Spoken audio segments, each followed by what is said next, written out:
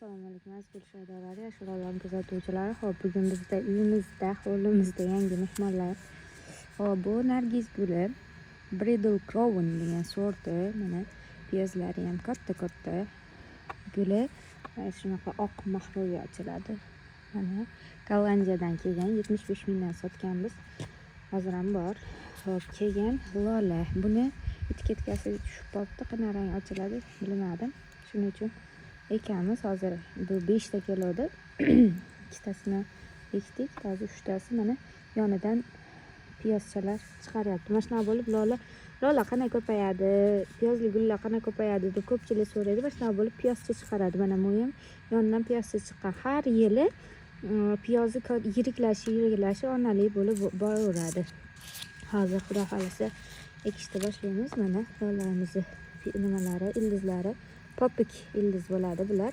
O'sha yonidan mana shunaqa bo'lib piyoz beraveradi. Mana bu o'tgan yil bunga 2 yillik bo'lgan lolalarim. Yana mana shu 4 ta ekkanman. Naryoqda ham bor, bu yerda ham bor.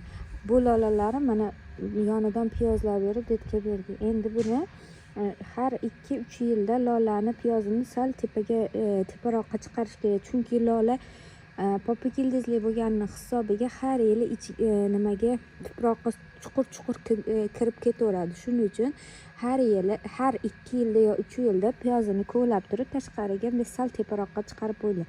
Keyin ko'pchilik lola gullab bo'lgandan keyin piyozini kovlab olib qo'yadi. Olib qo'ymanglar.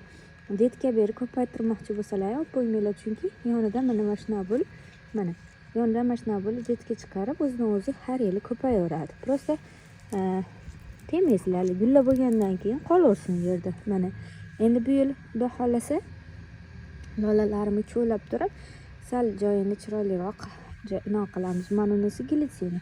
Endi hozir buni bolalarimiz orasiga metga naryoqqa ekamiz, keyin nargiz gulini ekamiz xudo xolasa.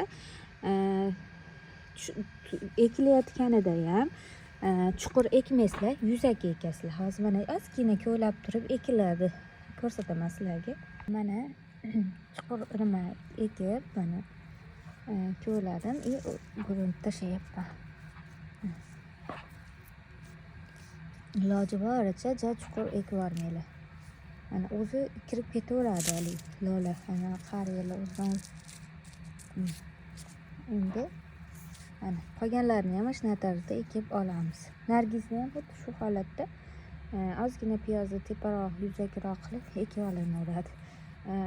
O'sha har yili ko'pchilik aytadi, "Meni lolam bu yil chiqmadi, yo'qolib ketdi" deb.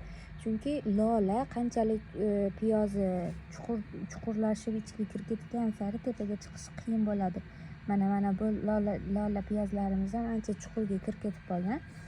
Mana bular ham hozir endi yoshi katta bo'lgani uchun chiqyapti. Keyingi yilga misol chiqmasligi ham mumkin. O'shanning hisobiga endi bu yil gullab bo'lgandan keyin kovlab turib sal yuzakroqqa ekib qo'yamiz. Shu narsaga ahamiyat beringlar. O'shanda xudo xolasa gullaring chiroyli bo'lib, har yili chiqib o'zidan o'zi ko'payib boraveradi. Mana glitsinamiz ham mana uni ham yuzakroqqa ekkanman. Mana piyozi buni ham mana. Agar shunaqa neobichniy gullardan, Gollandiyani gullar kimga qiziq bo'lsa, Telegramimizga yozaverasizlar. Kelganda faqat mavsumiy keladi. Bular har doim ham bo'lmaydi, o'zining mavsumida bo'ladi. Kelganda xarid qilib olsalar ham bo'ladi. Xo'p, telefon nomerlarimiz 91 666 89 82. Telegramdan faqat yozasizlar. Telegramimiz Yashil olam. Bemalol kirib obuna bo'lib, gullarimizni ko'rsalar ham bo'ladi. Sog' bo'linglar, salomat bo'linglar.